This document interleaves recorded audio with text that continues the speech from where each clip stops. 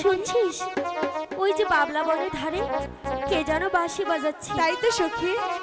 জানিস আমার মনটা না শুধু তার কাছেই যেতে চাইছে। তাই? আমাকে নিয়ে যাবি? হ্যাঁ নিয়ে যাব। এই কাউকে বলবি না তো? ঠিক আছে বলবো না। প্রাণ সখী রে কি? বাবলা বনের ধারে ধারে বংশী বাজায় কে? চল গিয়ে দেখি। প্রাণ সখী রে বাবলা বনের